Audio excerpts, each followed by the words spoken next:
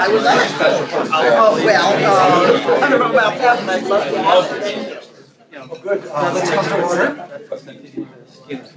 I'm Sandy Spector, the Executive Director of the James Martin Center for Non-Proliferation Studies Washington, D.C. office. And on behalf of the Center for Non-Proliferation Studies, let me welcome you. Can I be heard in the back? Good. All right. Just raise your hand if I get too quiet. We're very delighted to be here today to have a in-depth discussion regarding the prospects for progress on a weapon of mass destruction, WMD-free zone in the Middle East, with a distinguished speaker, Assistant Secretary of State Christopher Ford, Assistant Secretary of State for International Security and Non-Proliferation. Chen King will give a more thorough introduction in just a moment. For those of you that may not be familiar with the James Martin Center, we are the country's largest organization outside of government dedicated exclusively to training and research on non-proliferation issues. We have our headquarters in Monterey, California, as part of the Middlebury Institute of International Affairs, which itself is a graduate school of Middlebury College. So there's a complicated institutional relationship, but the center itself has the office here in Washington as well, and manages the Vienna Center for Disarmament and Non-Proliferation, which is next door to the IAEA. I guess to just say a word about our subject, it's normally understood that it's very difficult to make progress on security issues in the Middle East because there's so many moving parts. Well, the situation for the WMD-free zone is a little bit different because there really hasn't been a moving part there for quite a few years. I think that may be about to change. The gridlock may be coming under some pressure because of some recent developments, which we'll be hearing about shortly. Let me now just turn the podium over to Dr. Chen King, the director of the James Martin Center Non-Proliferation Program in the Middle East, and she'll have a few remarks as well as introduce our speaker. Chen?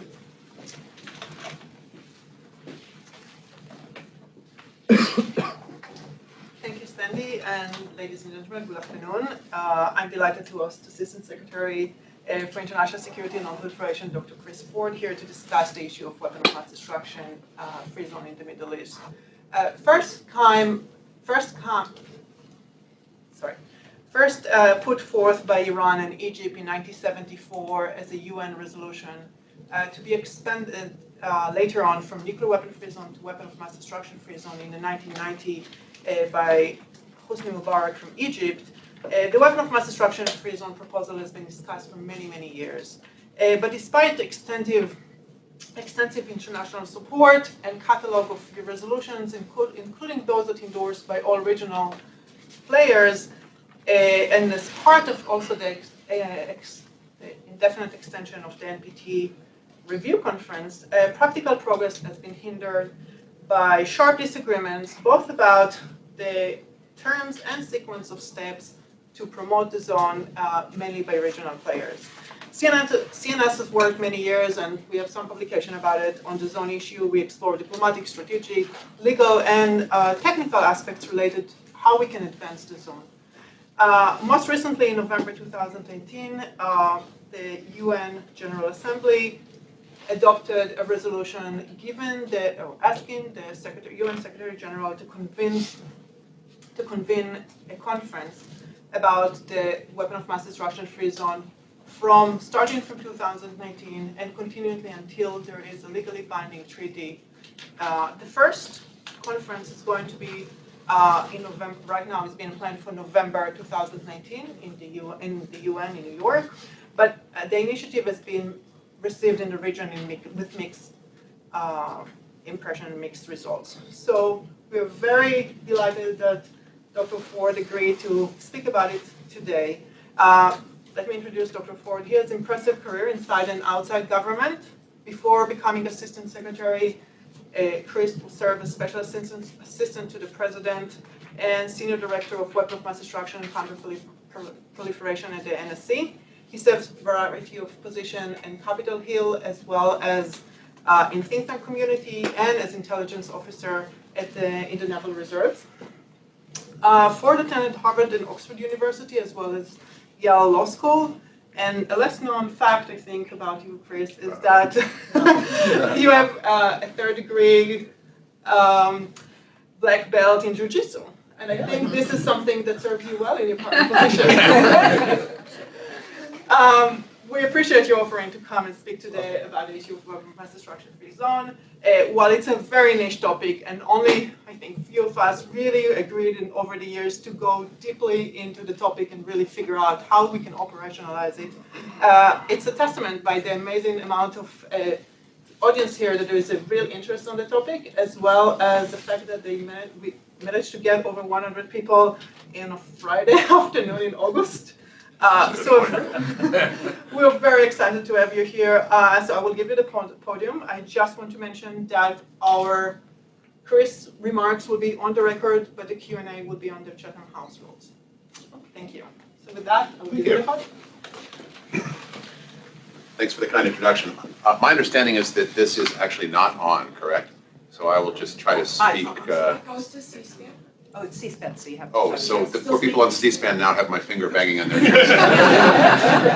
My apologies, just for the record. But it's great to be back here. Thanks for the kind introduction. Just for the record, serving this administration has absolutely killed my training. I've not been to the dojo since I joined the NSC transition team just before Thanksgiving in 2016. So please do not assault me on the way out of here. I will be helpless. It's a pleasure to be back here at the Martin Center. Thanks to all of you for having me here. And thanks, Ken, in particular, for all that you're doing on this particular issue on a number of fronts, well, literally all around the world. So this is really interesting stuff. For this crowd, apparently, and I'm mindful of the fact that I am actually between you all and what may be a summer holiday starting next week, as one does. Great to have the chance to talk a little bit about the Middle East zone. But let me say just a little bit of prefatory stuff just about the sort of the NPT framework more generally, because these issues often come up in the context of NPT review conferences, which they periodically destroy. And let me put this in context to how it is that we in the State Department see the way forward to contextualize thinking about the zone. This, of course, is an important anniversary for the NPT. This upcoming review conference in the spring is the 50th anniversary of the treaty's entry into force. And I think it is important to try to keep these things and these debates over the zone in the context of the much bigger picture of the non-proliferation regime more broadly and the challenges that it faces. I would argue that as we head towards the review conference, there are a number of things that countries absolutely should be thinking about and planning to discuss at the review conference in order to protect and hopefully advance the integrity and effectiveness of that treaty. This will include, most obviously, the proliferation challenges that the world faces right now. We should make sure that we do not forget the importance of continuing to focus upon things like ensuring the final and fully verified denuclearization of North Korea, how to get that country to return to the table to implement its denuclearization promises, and of course, from an NPT perspective, ultimately and hopefully soon, get it back into the treaty as a non-weapon state and in compliance with all of its non-proliferation obligations. I think we should also be discussing and remembering to keep focus upon the challenge that Iran has and continues to present to the non-proliferation regime, and to figure out ever better ways to make sure that it never acquires the means to break out of its own nuclear obligations into rapid weaponization. We need to hold the regime accountable for its nuclear brinksmanship and its campaign of atomic extortion that it's in the process of undertaking right now. We should be asking ourselves why it is that the Iranian regime concealed that massive archive of information about its weaponization, or its weaponization program, as long as it did, hiding this stuff away. And most importantly, we should all be focused upon how the diplomatic community can work together better to ensure that Iran does not develop the dangerous fissile material production capabilities that the JCPOA would in fact have permitted it to develop. More broadly, I think it's important to keep focused as the review conference approaches upon the benefits that the NPT has provided for so long and continues to provide to all states party, weapon states and non-weapon states alike, by forestalling the rampant proliferation of nuclear weapons.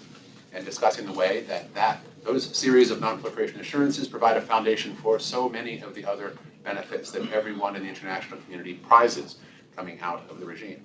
It's non-proliferation, for instance, and I've said these things before, so forgive me for the repetition, but it's non-proliferation, for instance, that ensures that it is possible, in fact, to share the benefits of nuclear technology as widely as we have all been committed to trying to do, with a low risk of diversion. And it's non-proliferation that provides a foundation for thinking about a future without nuclear weapons, because one cannot imagine countries that presently have weapons being willing to relinquish them if it were not pretty reliably assured that others would not swarm into whatever vacuum that relinquishment might create. We should remember all the benefits that the treaty has facilitated and helped provide, because that is a way to make sure that we do not lose sight of those fundamental benefits as the review conference approaches. I worry sometimes that people may do that. So focusing upon that is part of our NPT diplomacy, and I think we should bear all those benefits and the importance of maintaining the integrity of that regime in mind as we consider the zone issue, because in my view it is critical that we not let the zone issue, as important as it is, destroy all of the rest of that edifice at a time in which the NPT faces very considerable challenges. So, let me back out a little bit and just mention quickly the prehistory of nuclear weapons-free zones. You alluded to the original proposals in the Middle East made by the Shahs of Iran and Egypt back in the early 1970s. But if I'm not mistaken, the first nuclear weapon-free zone that I'm aware of ever having been proposed was actually advocated in the 1950s by Poland and its Warsaw Pact allies. And that's also an interesting counterpoint because, of course, that proposal was a thinly veiled way of precluding, or trying to preclude, the deployment of nuclear weapons in West Germany as the newly formed NATO alliance struggled to attempt to deter aggression by the Red Army. So, in a sense, the first time anyone ever had discussions about a nuclear weapons-free zone was an effort to, in a sense, weaponize multilateral diplomacy in service of a particular strategic agenda, and not at all in the service of the kinds of peace and security that we think that such things really ought to support. But since those times, there have been the successful negotiation of a number of zones. I don't need to go over all of that. And you're quite right to point us to the longevity of the original nuclear weapons-free zone proposal in the Middle East. But in the NPT context, of course, it's the 1995 resolution. It's sort of the document around which all of everyone's discussions have focused from the 1995 NPT Review and Extension Conference, taking, I think, a thoughtful step beyond the originally nuclear-focused idea of a Middle East zone, and focusing upon an effectively verifiable Middle East zone free of weapons of mass destruction, nuclear, chemical, and biological, and their delivery systems. Now, to advance that, everyone's called to look for practical steps to move forward, and particularly calling upon the 5 nuclear weapon states under the NPT to give their support to this. The history of how everyone has tried to, and so far not done very well, to live out that promise and those hopes is not the kind of thing we need to get into too much detail here. If you're interested in our understanding and explication of those things, I would refer you to the working paper that we submitted to the PrepCon last year. Public available on the UN website. But of course, this process naturally has been challenging. I think to sort of characterize, I would say there probably have been 2 basic categories of approach that people have taken to trying to live out the promise of the zone. The first approach, which has long been taken by the Arab League states, follows a model that relies upon external pressure through multilateral means to try to compel progress on a regional zone. And most specifically, of course, trying to compel Israel to accept the Arab League's approach to the issue. Rather than seeking to facilitate direct engagement between regional stakeholders on the basis of mutually acceptable arrangements and in a manner aimed at addressing all parties' legitimate security concerns, this approach has generally over time attempted to use NPT processes or other multilateral resolutions, and we see the UN conference as being a manifestation of that in the present day, in effect to isolate or coerce regional diplomatic counterparts to the table from afar and based upon terms that are dictated by a small cadre of officials, principally in one regional capital. From the tones and nature of my description, you will surmise that I'm not entirely approving of that approach. We think that it is in fact generally inconsistent with widely accepted principles that such zones must be based on arrangements freely arrived at among regional states, and as a result, that approach, I think, has proven deeply unproductive and, of course, damaging for the NPT review cycle, if not diplomacy more broadly. That approach proceeds from a similar logic, I would argue, to the Treaty on the Prohibition of Nuclear Weapons, which assumes that ambitious arms control progress can be achieved without buy-in from key stakeholders and in the absence of any efforts to address underlying security challenges, and through means that center upon demonizing and pressuring those who disagree with that particular approach to solving the problem. The most recent example of this, naturally, is the UN General Assembly's adoption of the conference approach last fall. We've repeatedly voiced our uncomfortableness with that and the degree to which the approach made no effort to, it was foreseeable and indeed quite foreseen and very clear ahead of time that Israel would not be willing to participate in discussions on the terms that were offered. And so we fear that in effect that effort is yet another example of trying to weaponize multilateral institutions, and in this case to use the majoritarian voting procedures at UNGA to drive forward the solution that everyone knew wasn't going to work, even though that perhaps might be not necessarily a problem insofar as this is a useful way to demonize one's opponents and create political pressure upon them. I understand that logic, and I suppose one should give technical merit to it, but that is in fact not the way to get parties together to reach, I think, meaningful paths forward to a solution in the Middle East. We don't think this conference represents a constructive approach, and of course, as we have said to many people, we will not be participating, and we hope that others will see the wisdom in not doing so as well. So that's a problem, but what is another approach? And we would like to argue the case for an approach that is in fact more consistent with how it is that everyone, at least up until the Middle East issue raises its head in any given discussion, everyone says that they agree with. It's precisely out of our commitment to the 1995 resolution, and of course, for the record, we remain firmly committed to it, but it's precisely because of that commitment to it and our commitment to the integrity of the NPT process and keeping that institutional framework alive and thriving for hopefully another 50 years, that we are doing our utmost to support regional states in coming up with practical steps and ways to ameliorate the tensions that are between them and advance the resolution's full implementation in ways that are actually in some ways quite antithetical to, but in good ways, the approach taken in the UN conference. We think that a constructive approach to someday seeing a zone in the Middle East has to start with what we were describing as a return to first principles. We think it's important to remember in this context the principles and the guidelines that were for the establishment of nuclear weapon-free zones that were set forth by the UN Disarmament Commission by consensus in 1999, not that long ago. These principles and these guidelines stress that such zones should be established on the basis of arrangements freely arrived at amongst the states of the region concerned and should emanate exclusively from states within the region concerned and be pursued by all the states of the region. That is no description of the efforts so far in the NPT review process to address the zone, and it certainly is not any kind of a description of the current UN conference process. But there is no reason to think that regional states couldn't find ways to come together in good faith on the basis of those principles and guidelines. If only some would put aside their penchant for using, and I would argue misusing, global multilateral fora to apply exogenous political pressure, and instead of that, choose to engage directly and specifically on these issues with their neighbors. Now, in this, I think we should keep in mind the exhortations of the 1995 resolution itself, specifically the emphasis upon practical steps in appropriate forums aimed at making progress towards the establishment of an effectively verifiable Middle East zone, as I quoted before.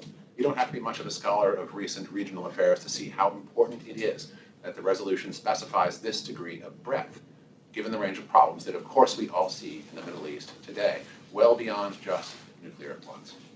Most obviously, the Middle East has been plagued by threats deriving from the repeated use of chemical weapons, both, of course, the nerve agent sarin and also chlorine by the Assad regime in Syria and by ISIS in both Syria and Iraq. Elsewhere in the region, states have continued to pursue chemical weapons programs without significant international attention.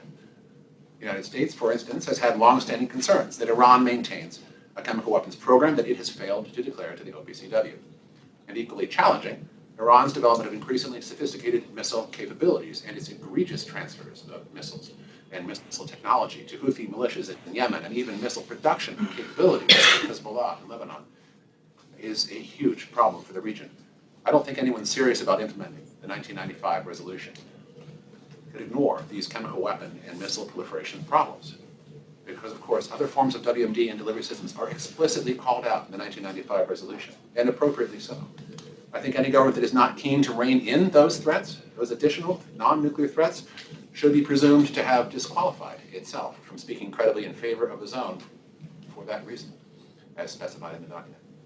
Any effort to vindicate the ideals of 1995 must begin by treating those threats very seriously and working to hold Iran accountable for its efforts at nuclear extortion, to which I referred before, because these, in my view, are most obviously the most significant proliferation threats that today affect the Middle East. One could not possibly imagine making progress towards a Middle East zone without addressing them. And trying to move towards a zone without trying to address these problems is, I would fear, a prima facie sign that the proponents of such a step are not serious about the shared goal of the zone and are more interested simply in exploiting political divisions.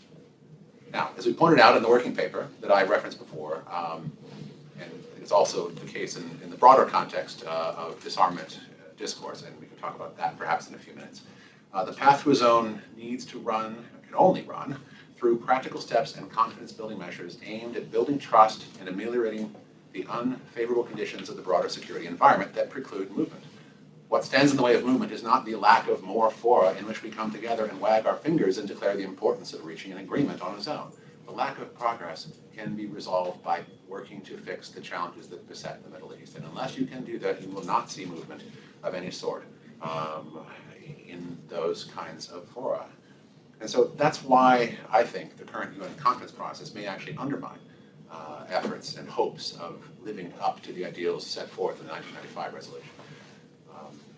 But that all sounds very pessimistic. Let me say, I do think, however, there still can be hope of finding a good way forward, or beginning to develop one. I remain optimistic, and I urge you to be so as well. And one reason for this, and I'll just take it as an example, we saw, and I was very pleased to be able to attend, the recent ministerial conference in February on peace and security in the Middle East that was held in Poland, in which some are already describing as the catalyst for a new so-called Warsaw process to try to address the security challenges of that troubled region of the world. That ministerial was not expressly described as an effort to contribute to ameliorating the security conditions that have hitherto prevented movement towards a zone in the Middle East. But that is, in effect, I think, the case. And among its many attendees were representatives from an impressive range of Middle Eastern countries, including, in many cases, at the foreign minister level or even the prime ministerial level, including Algeria, Bahrain, Egypt, Israel, Jordan, Kuwait, Morocco, Oman, Qatar, Saudi Arabia, Tunisia, the UAE, and Yemen, all sitting down together to discuss obstacles to peace in the region and potential ways to overcome those problems. Multiple thematic follow-on meetings are also currently being planned as we hope to continue to build this process forward and contribute to constructive dialogue that helps address some of these challenges and build momentum behind the Warsaw Initiative. Another reason that I'm optimistic about at least the possibility of being able to address this, although not through the traditional received wisdom sorts of means, is the recent plenary kickoff meeting that we held at the beginning of last month here in Washington for the what we're describing as the Creating an Environment for Nuclear Disarmament Working Group, which took place on the 2nd and 3rd of July. At this meeting, representatives from 42 countries, including a diverse spectrum of states from the Middle East, for example, met to deliberate on ways to address challenges in the international security environment and to improve prospects for disarmament negotiations. It's the first meeting of a broader initiative, to be sure, but the purpose of this was precisely to begin to build the kind of dialogue that we think it is necessary to have if the international community is to begin to chart a viable path forward towards goals of disarmament that I think we all still share. The format was deliberately informal in this particular context. It was designed to go beyond the sort of traditional set-piece throat clearings that one sees so often, and I have to confess to have participated in many of them over the years, but we try to get out of that mode and into a much more candid and free-ranging discussion under Chatham House rules so that one would be less beholden to note-taking integrity and accountability to one's political masters. And we actually thought this worked pretty well. We managed to have what was in effect a track 2 type discussion with track 1 people, which is a very unusual thing, as some of you will perhaps appreciate.